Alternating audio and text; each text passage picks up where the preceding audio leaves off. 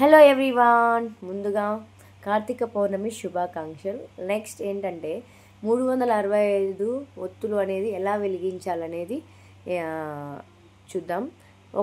First అయితే ఒక ఇస్తరాకుని తీసుకుని అందులో పసుపు వాటర్ కలిపి అయితే ఇస్తరాకునంతా అప్లై చేసుకోవాలి.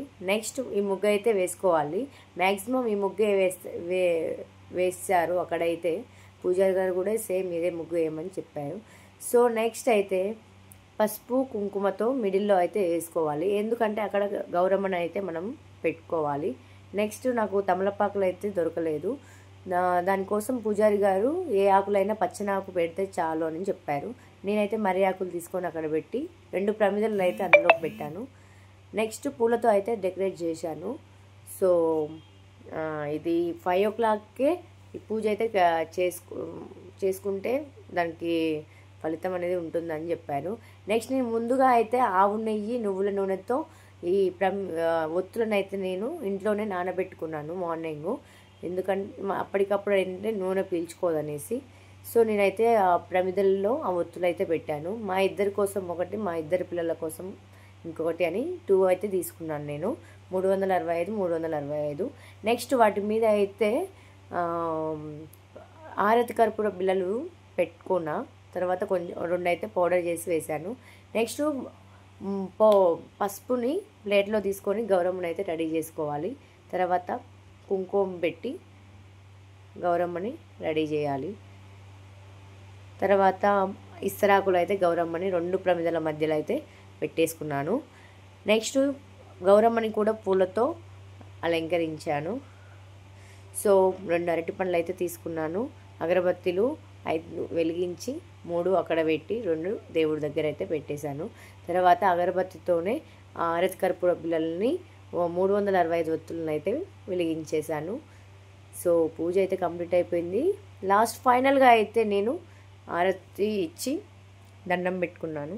నెక్స్ట్ గుళ్ళోకి అయితే ఎంటర్ అయ్యి దర్శనం అయితే చేసుకున్నాను. సో ఎలా ఉంది మా పూజ అయితే? మీరు ఇలానే చేశారా? కామెంట్ చేయండి. మా పిల్లలు అయితే చాలా ఎక్సైట్ అవుతున్నారు. హలో ఎవ్రీవాన్, పూజ అయితే కంప్లీట్ అయింది. నెక్స్ట్ ఆఫ్టర్నూన్ లంచ్కి అయితే పూరీ కర్రీ అయితే రెడీ చేశాను. సో పూరీ కర్రీ ప్రాసెస్ వచ్చేసి ఫస్ట్ ఆలుగడ్డలను కట్ చేసి 5 minutes 10 minutes బాయిల్ చేసుకోవాలి. నెక్స్ట్ వాటిని బాగా చిన్న చిన్న పీసెస్ లాగా కట్ చేసుకోవాలి. నెక్స్ట్ కడాయి తీసుకుని అందులో ఆయిల్ అయితే వేసుకోవాలి. ఇందులోకైతే ఆవాలైతే కంపల్సరీ వేసుకోవాలి, చాలా బాగుంటుంది టేస్ట్. నెక్స్ట్ జీరా వేసాను. తర్వాత కొంచెం ఫ్రై అయిన తర్వాత ఇందులోకి ఆనియన్స్ అయితే వేసుకోవాలి. నెక్స్ట్ ఇందులోకి పచ్చిమిర్చి కూడా వేసుకోవాలి, ఎందుకంటే రెడ్ చిల్లీ పౌడర్ అయితే యూజ్ చేయొద్దు. ఇందులోకి అయితే వేసుకుంటే ఎక్కువ స్పైసీ కావాలనుకుంటే ఎక్కువ మిర్చి వేసుకోవాలి. సో నేను క్వాంటిటీ తగ్గట్టు 4 పచ్చిమిర్చి అయితే తీసుకున్నాను. నెక్స్ట్ ఇందులో కరివేపాకు కూడా వేసుకోవాలి ఫ్లేవర్ కోసం. ఇవి బాగా ఫ్రై చేసిన తర్వాత ఇందులోకి టర్మరిక్ పౌడర్ అయితే వేసుకోవాలి. సో వీటన్నిటిని ఆనియన్స్ అయితే బాగా ఫ్రై చేసుకోవాలి. ఒక 70% అయితే కుక్ అవ్వాలి, ఎందుకంటే ఎక్కువ కుక్ అయితే టేస్ట్ అంత బాగుండదు. బ్రౌన్ కలర్ రాకముందుకే మనము ఇందులోకైతే ఆలు మిక్స్ చేసుకోవాలి. సో కొంచెం జింజర్ గార్లిక్ పేస్ట్ కూడా వేసాను. నెక్స్ట్ ఇందులోకి ఆలు బాగా బాయిల్ చేసిన తర్వాత ఏమంటారు దాన్ని, మెత్తగా చేసాం కదా, దాన్ని అయితే ఇందులోకి వేసి 2 minutes అయితే ఫ్రై చేసుకున్నాక అందులోకి అయితే వాటర్ అయితే యాడ్ చేసుకోవాలి. సో చూడండి, నేను 1 glass వాటర్ పోసాను. ఇంకా నేను 2 glasses కూడా పోసుకోవచ్చు.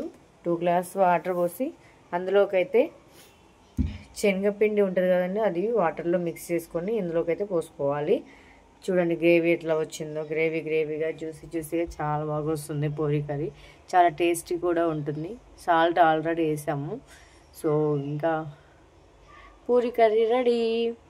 సో చాలా బాగుంటుంది, ఒకసారి ట్రై చేయండి. ప్లీజ్ సబ్స్క్రైబ్ చేసుకోండి నా ఛానల్ని. లాస్ట్లో అయితే కొత్తిమీరతో డెకరేట్ చేసుకొని అంతే, సింపుల్. సారీ అండి, ఇదైతే కొంచెం వీడియో అయితే మిస్ అయింది, వెనక్కి అయితే వచ్చేసింది. సో అయితే ఎవరు ఏమనుకోవద్దు. నెక్స్ట్ పూరి అయితే రెడీ చేసుకున్నాను. పూరి చూడు ఎంత బాగా వచ్చిందో.